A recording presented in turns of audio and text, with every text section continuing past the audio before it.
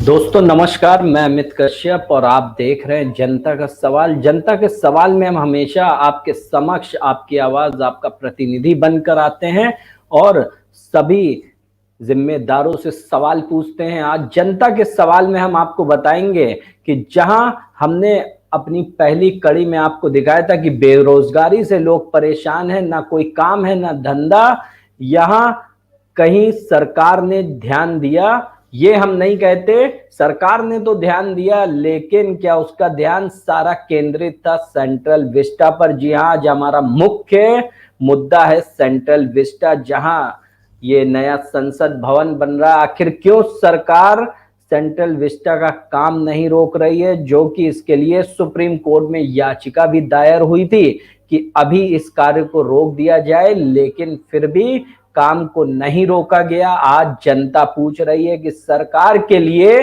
Central Vista project जरूरी है या जनता। और जी धर्मेंद्र जी बताएं, आप मेरी आवाज अगर सुन पा रहे हो तो बोलें जनता के सवाल पर कि आखिर क्या चीज जरूरी थी। इस समय समय की आवश्यकता है। आवश्यकता क्यों है? क्योंकि पुरानी बिल्डिंग लगभग 100 वर्ष पुरानी हो गई है जी, लगभग 100 वर्ष पुरानी हो गई है। और हमारे चूंकि मुझे संसद में जाने का अवसर मिला और सेंट्रल विस्टा प्रोजेक्ट जो है उसके बनने का कारण सबसे बड़ा यही है कि हमारे यहाँ जो संसद है, नॉर्थ ब्लॉक हो चाहे साउथ ब्लॉक हो, आप चले जाइए, उसकी दीवारें रेनोवेट करते करते कई बार रेनोवेशन हो चुका है। अभी कुछ वर्ष पहले एक मंत्री जी के यहाँ छत का आधा पोर्शन गिर गया। अगर वो उस समय संसद में अपने कक्ष में होते तो कोई भी दुर्घटना हो सकती थी। कहने का मतलब ये है कि संसद भवन बिल्कुल पुराना हो चुका है। अगर हमारा घर भी पुराना हो जाता, हम अपना घर नया बनवाते हैं, रेनोवेट, जैसे कुछ किसी ने कहा कि उसको रेनोवेट करवाया जा सकता है। देखिए, संसद सांसदों की वर्तमान संख्या इस समय 550 के आसपास है लोकसभा में, राज्यसभा में 250 250 के बीच में है। आने वाले समय में आबादी हमारी बढ़ रही है, 4-6 साल बाद हमें नया परिसीमन करना होगा। हमारी लोकसभा की सदस्य संख्या लगभग 800 जाएगी और राज्यसभा की सदस्य संख्या 300 से 350 के बीच में जाएगी। हमारे सांसद कहाँ बैठेंगे? सड़क पर बैठेंगे क्या? उसके अलावा देखिए, एक हमारे यहाँ देश में चलन चल गया है कि अगर मोदी जी कुछ बोलेंगे तो उसका विरोध करना है। अगर मोदी जी ये कह दें कि रोज नहाना जरूरी है, तो कुछ पार्टियां और कुछ लोग ऐसे, नहीं साहब हम तो रोज नहीं नहाएंगे, हम तो सप्ताह में एक ही बार नहाएंगे क्योंकि मोदी ने रोज नहाने के लिए कहा है। देखिए इसका सबसे ज्यादा विरोध कौन कर रहा है? कांग्रेस पार्टी कर रही है, राहुल गांधी और सोनिया गांधी कर रहे हैं। तो मैं एक तथ्य देना चाहता हूँ, 2012 में सबसे पहले इसका सुझाव और प्रस्ताव जयराम रमेश जी ने दिया, कांग्रेस नहीं कर पाई। ना हम करेंगे ना तुमको करने देंगे, प्रस्ताव उनका था जिसको इम्प्लीमेंट मोदी जी ने किया। दूसरा, अभी मैं लेटेस्ट आपको एग्जांपल देता हूं, 29 अगस्त 2020 को छत्तीसगढ़ में रमन सिंह सरकार ने नई विधानसभा का शिलान्यास किया, जिसमें डिजिटल रूप से सोनिया गांधी और राहुल गांधी दोनों सम्मिलित हुए थे। क्या उसमें पैसा नहीं लगेगा? या कोरोना काल नहीं चल रहा है? हम करें तो ठीक है, आपको नहीं करने देंगे। महाराष्ट्र में कांग्रेस की समर्थित सरकार चल रही है, कोरोना काल में ही 900 करोड़ रुपए का विधायक आवास बनना शुरू हुआ है और अभी तक बन रहा है। वो बन रहा है, उसको नहीं रोका गया। राहुल गांधी को या कांग्रेस पार्टी को यही ज्ञान अपनी सरकारों को भी देना चाहिए। आप क्या रोकिए, हम तो करेंगे, आपको नहीं करने देंगे। दूसरा, एक भाई साहब ने कहा कि हमें रोजगार चाहिए, हमें इलाज चाहिए। ठीक है, रोजगार इलाज चाहिए, उस पर कल बहस, सरकार की वो भी प्राथमिकता है, सरकार उस पर भी काम कर रही है। इसका मतलब ये है कि जितने भी डेवलपमेंट प्रोजेक्ट विदेश में चल रहे सब रोक दिए जाए। लोगों का मानना यही है कि सारे प्रोजेक्ट रोक दिए जाए। सरकार की, देखिए, सरकार खाली एक काम थोड़ी करती है, जहां जिसकी प्राथमिकता है, जहां आवास देना, आवास योजनाएं चल रही है, भोजन का योजना है, गरीबों को मुफ्त भोजन दिया जा रहा है, 1,000 रुपए रेहड़ी पटरी वाले को दिए जा रहे हैं, 500 रुपए महिलाओं के अकाउंट में डाले गए। जितने आवास इस मोदी सरकार ने बना दिए, उतने आवास किसी पार्टी ने 17 साल में नहीं बना के लोगों को दिए। जो लखनऊ के आसपास रहते हैं, ग्रामीण क्षेत्रों में चले जाएं और उसको देख लेंगे कितने लोगों को कितना आवास मिला है। दूसरा ये कि आप मेडिकल फैसिलिटी की बात करते हैं, कांग्रेस पार्टी ने खाली एक एम्स बना के दिल्ली वाला दिया था अटल जी की सरकार आने से पहले, और उनकी अध्यक्षा सोनिया गांधी जी 2000 से 2014 तक 37 बार गई है विदेश अपना इलाज कराने। क्या भारत में इलाज नहीं हो सकता है? क्या एम्स में इलाज नहीं हो सकता है? लेकिन उनकी मानसिकता महारानी वाली है। कि हम तुम्हारा नहीं है, हम विदेश जाके अपना इलाज कराएंगे। उसके बाद अटल जी की सरकार आई, उसने 6 एम्स दिए भारत में। अटल जी की सरकार जाने के बाद मोदी जी की सरकार आई, ये 22 एम्स पे काम चल रहा है। आप अगर लखनऊ में या उत्तर प्रदेश में रहते हैं, आप अपने अगल बगल देख लीजिए, हर मंडल में एक मेडिकल कॉलेज दिया जा रहा है जो निर्माणाधीन है, चाहे बहराइच हो, चाहे लखीमपुर हो, चाहे इधर हरदोई हो, हर मंडल में एक मेडिकल कॉलेज दिया जा रहा है। तो कहने का मतलब ये है कि आप देखिए, आपको तो विरोध करना है, किसी न किसी कोई ना कोई लॉजिक आप निकाल लेंगे, विरोध करना है। कांग्रेस का छत्तीसगढ़ में विधानसभा भवन बन रहा है, मैंने बताया 29 अगस्त 2020 को उसका शिलान्यास सोनिया गांधी और राहुल गांधी ने किया डिजिटल माध्यम से, उसको नहीं रुकवाया, उस पर कोई बात नहीं। दूसरा, ये जो प्रोपेगेंडा, झूठी तस्वीरें फैलाकर, झूठी तस्वीरें डालकर जो है प्रोपेगेंडा किया जा रहा है, राजा का महल बन रहा है। कौन सा राजा भाई? क्या मोदी जी जिंदगी भर प्रधानमंत्री रहेंगे? वो प्रधानमंत्री आवास 5 बंगलों को लेकर बन रहा है। जब प्रधानमंत्री जी अपने आवास से संसद की ओर मूव करते हैं, पूरा लुटियस जोन बंद कर देना पड़ता है। सारे मंत्रालय, एक मंत्रालय यहाँ, एक मंत्रालय 4 किलोमीटर पे, एक मंत्रालय 2 किलोमीटर पे। अगर सारे मंत्रालय एक जगह पर आ जाएंगे तो उसकी कार्यकुशलता बढ़ेगी, देश, उससे देश का विकास होगा। जो समय व्यय होता है व्यर्थ का, वो समय बचेगा, पैसा बचेगा। एक धर्मेंद्र जी, आपसे हमारा सवाल है कि आखिरकार बताएं कि किस तरह से जो ये सेंट्रल विस्टा जो नया संसद भवन बन रहा है, ये ज्यादा जरूरी था या फिर लोगों की जानें बचाना?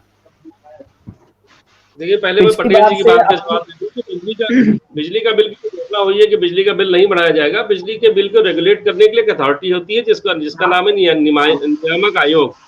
नियामक आयोग जो है वो सरकार को अपनी संस्तुति देती है कि बिजली के दाम बढ़ाने या घटाने या वैसे ही रखने। नियामक आयोग ने बिजली के दाम बढ़ाने के लिए सरकार को संस्तुति दी है, सरकार ने कहा हम नहीं बढ़ाएंगे। ये हो गया आपकी बात पे जवाब। सेंट्रल दूसरा ये जी नहीं, ये जवाब नहीं है। ये एक मिनट आपसे मैं कहना चाहता हूँ, ये जानकारी नहीं ले रहा हूँ, मैं ये कह रहा हूँ कि हमारी हेल्प, जनता की हेल्प ना बढ़ा करके लिए तो उनके अपने उसमें अपने पावर में है कि न बढ़ाएं, लेकिन हमारे लिए क्या सहयोग किया, हमारे लिए क्या उसमें जो पिछला बिल है या और आगे बिल है उसमें क्या कमी करी, इसकी बात नहीं कर रहे हैं। ये कह रहे हैं कि हम बढ़ाएंगे नहीं। ये तो जी जी आपके पास आते हैं, मुद्दे पे रहना चाहिए। संसद नहीं है, संसद की जो आवश्यकता है वो तो वही है। सरकार का सोचना ये है कि जो सारे मंत्रालय इधर उधर बिखरे हुए हैं, अगर एक जगह पर आ जाएंगे, सारे ऑफिसर एक जगह पर आ जाएंगे। अगर आपने उपराष्ट्रपति जी का घर देखा होगा, मैं भी गया था, मैंने देखा था, उसकी सुरक्षा के लिए सुनिए, तो अगर ये परेशान हो रही है, उसका ध्यान नहीं है, जनता का ध्यान नहीं है, जनता कितनी परेशान हो रही है। ऐसा नहीं है कि मोदी जी वहां जाके सुबह कुर्सी डाल के बैठ जाते हैं और शाम तक प्रोजेक्ट बनवाते हैं। मोदी जी को जो करना चाहिए, ऑक्सीजन के लिए जिन देशों से ऑक्सीजन मंगानी थी वो मंगाई गई। एयरफोर्स से ऑक्सीजन आई, नेवी से ऑक्सीजन आई, जहां से भारत में ऑक्सीजन बन सकती थी, सारी इंडस्ट्रीज को बंद कर दिया गया ऑक्सीजन।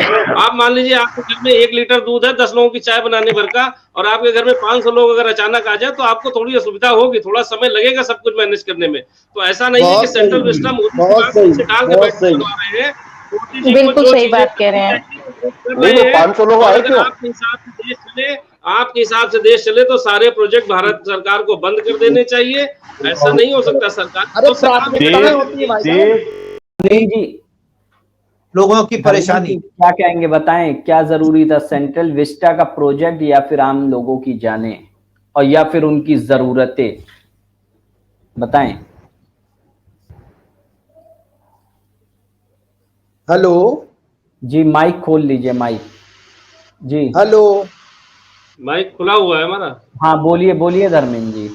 जैसे वैश्विक महामारी है, पूरी दुनिया इससे लड़ रही है, हमारा देश भी इससे अछूता नहीं है, क्योंकि हमारी जनसंख्या अधिक है, इसलिए समस्याएं भी हमारी अधिक हैं। ऑक्सीजन की कमी रही, सरकार ने उसकी व्यवस्थाएं करी। जो भी दवा, रेमडेसिविर, आज ही मैं टीवी में देख रहा था कि पर मंथ 1 करोड़ डोज बनने की शुरुआत हो गई है। तो जितनी, जैसे बेडों की लखनऊ में हमने देखा, मतलब बेड फैसिलिटी हमारे यहाँ लखनऊ में टोटल मान लीजिए 20,000 है और एकदम से 70,000 पेशेंट एक दिन आ गए, तो समस्या होगी, इससे कोई इनकार नहीं कर सकता है। और सरकार इस पर काम कर रही है, इससे भी कोई इनकार नहीं कर सकता है। हमारे यहाँ वैक्सीन बनी, उत्पादन हुआ और 22 करोड़ लोगों को वैक्सीन लग चुकी है, किसी को सिंगल डोज, किसी को दोनों डोज। और मुझे ऐसी उम्मीद है, सरकार ने कल घोषणा भी करी है कि दिसंबर तक 216 करोड़ डोज पूरी तैयार हो जाएंगी और लगवाने का भी प्रयास होगा। जो भाई साहब व्यापारियों की समस्याएं बता रहे हैं, इनकार किया ही नहीं जा सकता है, वो समस्याएं हैं, लोगों को समस्याएं हैं, इससे इनकार नहीं है। लेकिन सेंट्रल विस्टा का प्रोजेक्ट अगर मान लीजिए रोक दिया जाए तो क्या सारी समस्याएं खत्म हो जाएंगी? नहीं। मोदी जी क्या सवेरे से शाम तक बैठकर वहां पर मॉनिटरिंग करते हैं सेंट्रल विस्टा प्रोजेक्ट की? नहीं। उसका एक अलग प्रोजेक्ट है, अलग बजट है, अलग से काम चल रहा है। दुर्भावना से ग्रसित होकर उस काम को रोकने का प्रयास किया जा रहा है, और खाली कोरोना काल में नहीं, इसके खिलाफ PIL तब पड़ गई थी जब ये सेकेंड वेव नहीं आई थी, उसके बाद अभी दूसरी PIL पड़ी है। इसका जयराम रमेश जी ने, जैसे मैंने कहा कि इस प्रोजेक्ट के लिए कहा था 2012 में ही, इसके साथ साथ मैंने अभी बताया ये 800 कुछ करोड़ रुपए का जो है संसद भवन बन रहा है, 900 करोड़ रुपए का विधायकों का आवास महाराष्ट्र में कांग्रेस सरकार की समर्थित सरकार बनवा रही है, उस पर कोई बात नहीं हो रही है। वहां कोरोना नहीं है, वहां तो इससे ज्यादा कोरोना है। छत्तीसगढ़ में बहुत ज्यादा कोरोना है, वहां नया विधानसभा भवन बन रहा है जिसका उद्घाटन सोनिया गांधी ने किया, वो भी अगस्त 2020 में किया। तो इसका मतलब इनकी मंशा समस्याओं के समाधान के लिए नहीं है, इनकी मंशा ही दुराग्रह से है। जैसे अभी सिराज भाई ने कहा कि इसका एक्सटेंशन किया जा सकता है, इसकी फ्लोर बढ़ाई जा सकती है। भाई साहब, अगर 6 फ्लोर की कोई बिल्डिंग है और अगर वो कुछ पुरानी 6 मतलब 80-90 साल पुरानी है, उस पे हम कैसे 2 फ्लोर ऊपर बढ़ा देंगे?